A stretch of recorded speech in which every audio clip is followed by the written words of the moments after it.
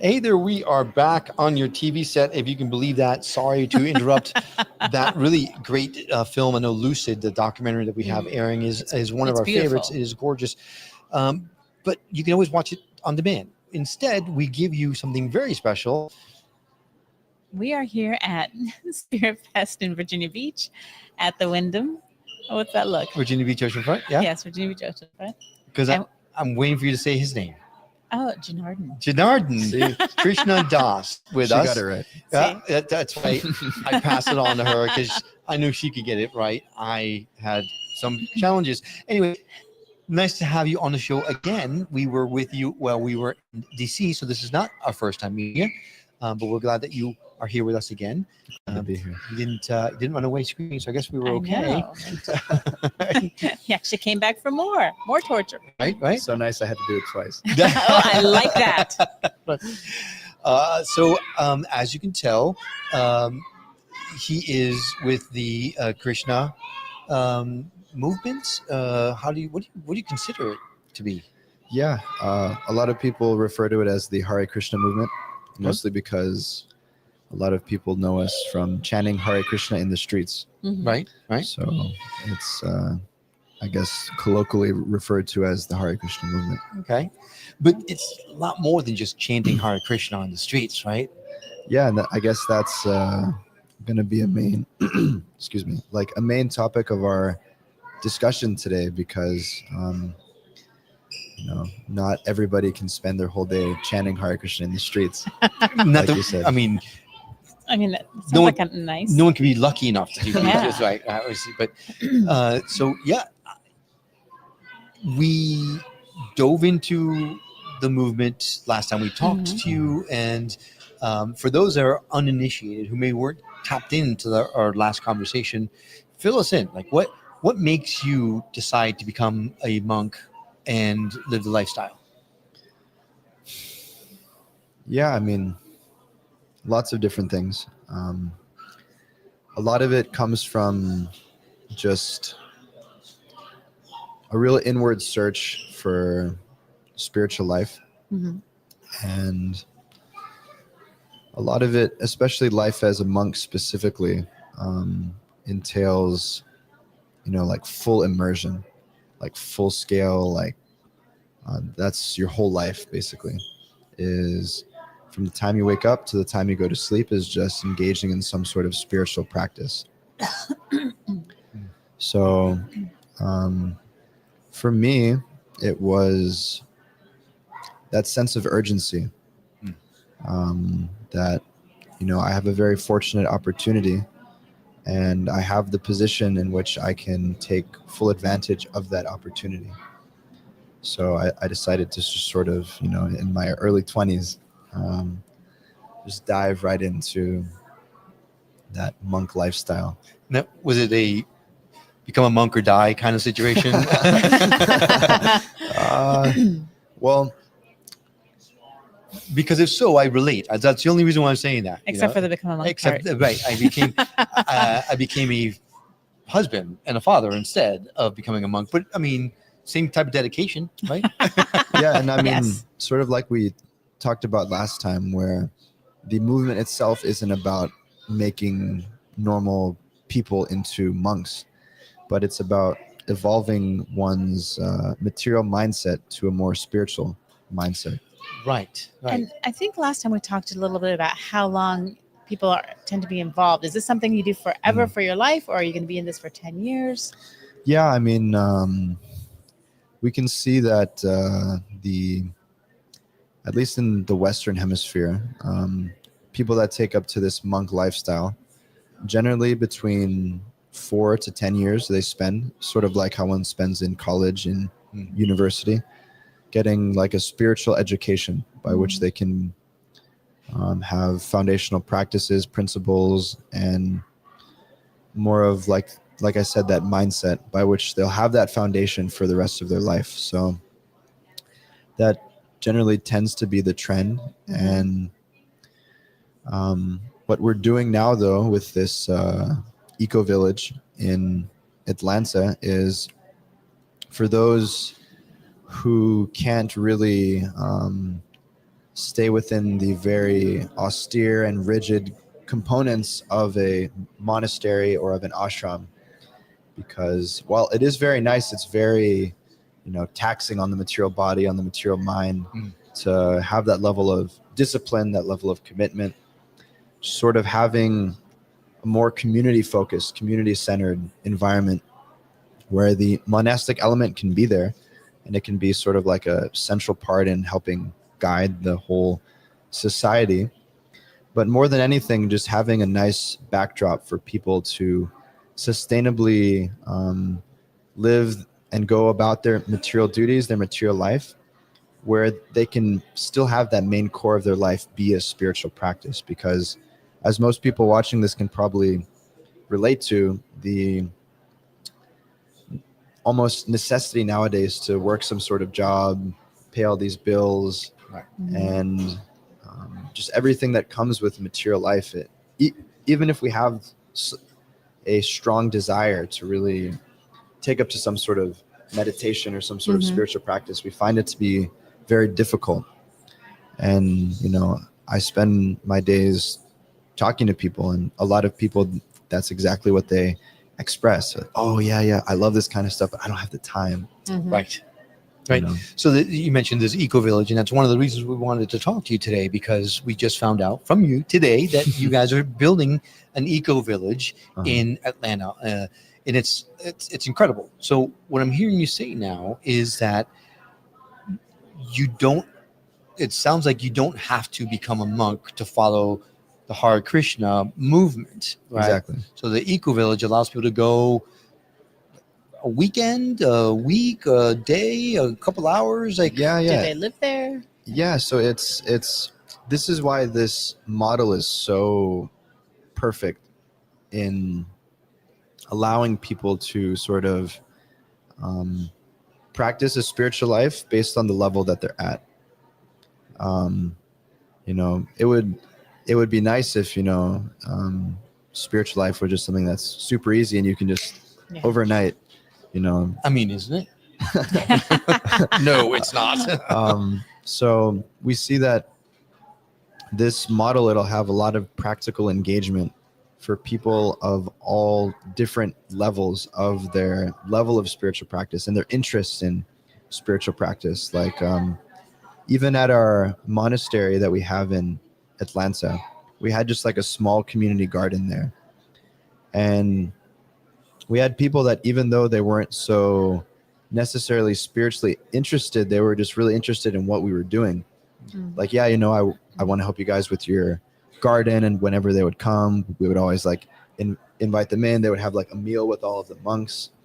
So it was like a really nice experience for them, even though they weren't necessarily like, I want to give my life to this. They were like, I think what you guys are doing is cool. And I want to volunteer my time and some of my weekends and some of my resources just to help what you guys are doing. Right. So, and it'll allow people to, if they want to come for a weekend, they can come for the weekend. If a university wants to come and show people how to grow their own food or live off the land, or there's like a program where people want to see how you can build your own house just from like materials you can find just in nature.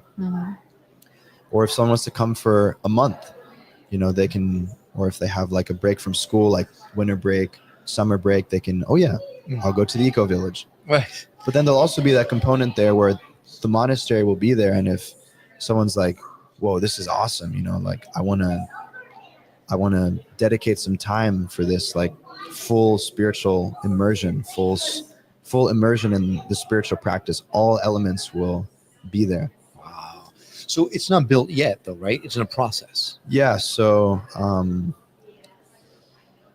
we started this social media page on Instagram. It's called Ali the Monk.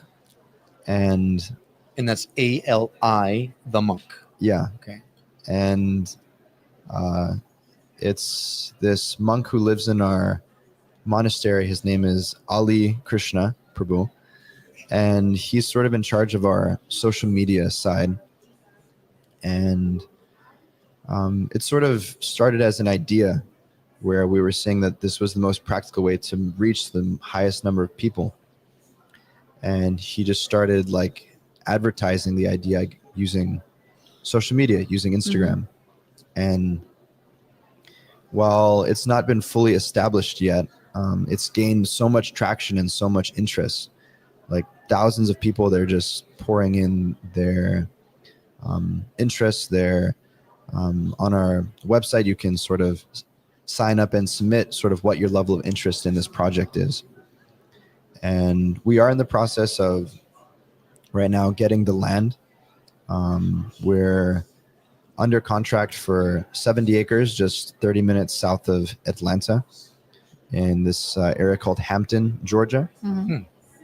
And this 70 acres, it'll serve as like our initial pilot project to really present this in a practical way, because it's nice because it's only 30 minutes out of the city of Atlanta.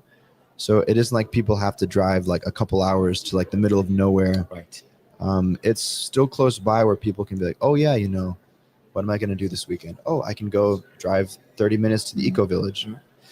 And is it, I'm sorry, go ahead. I was going to ask, is the goal for it to be completely self-sustaining? So it's, for this pilot project, it's sort of going to be a hybrid model where part of it will be people who are living self-sufficiently, meaning they're sustaining themselves just off of food that they can grow, just on the land that we have, things that they're growing from the ground.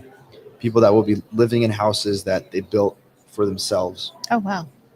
And we're sort of going to be developing different like self-sustainable tools, like, you know, how to like make your own clothes and make your own tools and just do that, all that kind of stuff. So if you can't build your own house in a weekend, like, what do you do then? You just kind of camp out? Yeah. So like I said, it'll be like that hybrid component where there will be like, it'll be, we'll have a retreat center there too. Oh, nice. So we'll have a temple, we'll have a monastery, and we'll have a retreat center. Because like I said, the whole vision with this is it'll be encompassing to facilitate anybody that can come. So if someone's not really comfortable with, you know, sleeping in like a mud house outside, you know, we'll have a retreat center aspect to it, so people can still feel comfortable while sort of getting introduced into this kind of lifestyle. Right. So that's what we mean by hybrid model. And is there going to be a charge to go there, like for a weekend, or still thinking it through? Yeah, I mean, a lot of the services will be, you know, offered for free, just for people that want to come see what the experience is like. We'll have a program for woofers. I don't know if you guys are familiar with woofers, but it's basically like an organization where people go from like farm to farm, and through these farming organizations, or these like community organizations, you just like provide room, board, and food for these people, and they'll come and they'll work on your land. So they'll help you with like farming. Cool. They'll help you with like cultivating, picking the crops, even just doing stuff, because that's like what they're interested in.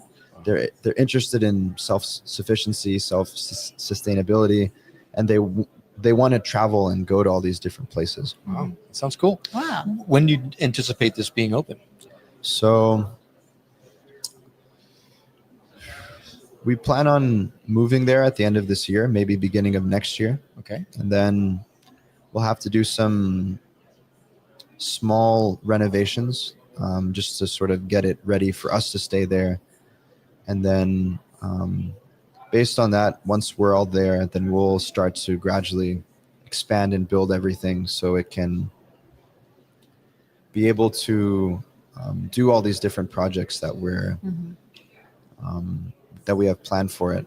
A big part of what we're doing is we're also going to protect cows, because in our culture we see the cow is very important.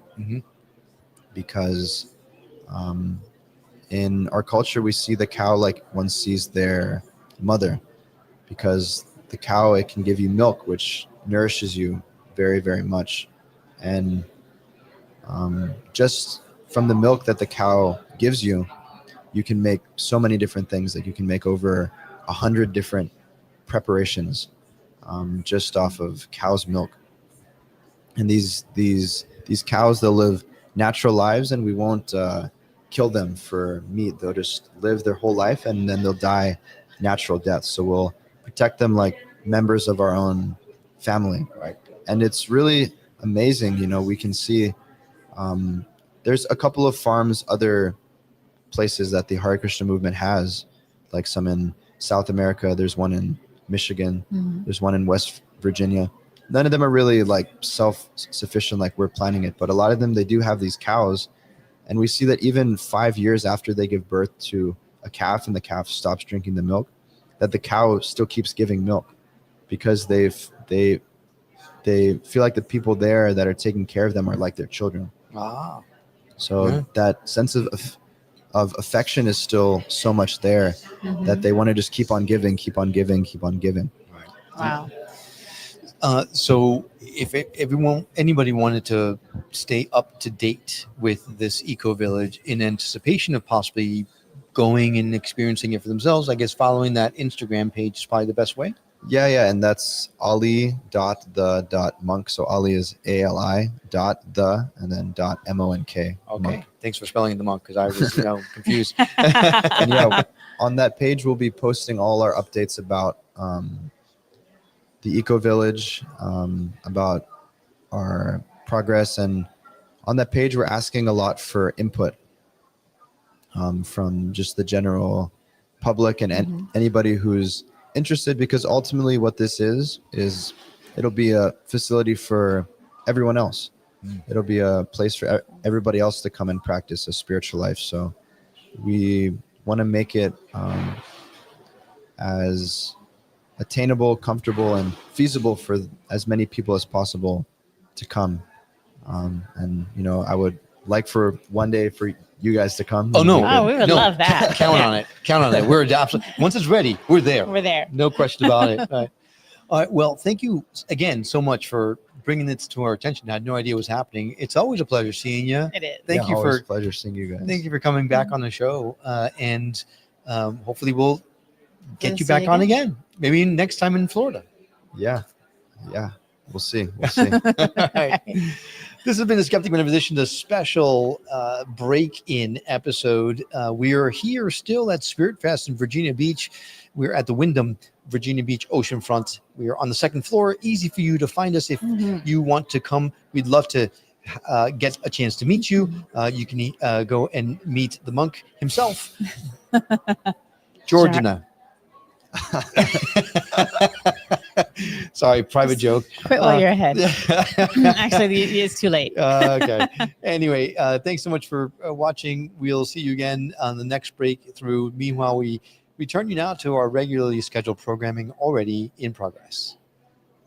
It's happening. It's in the air. The time is now. We're all waking up. We're waking up. We're all waking up. It's all shifting. New vibrations. It's you. It's you. It's me. It's all of us. Together. A new time. A new day. A new energy. A new energy. New reality. Awaken with us. Awaken with us. Awaken with us. NewRealityTV.com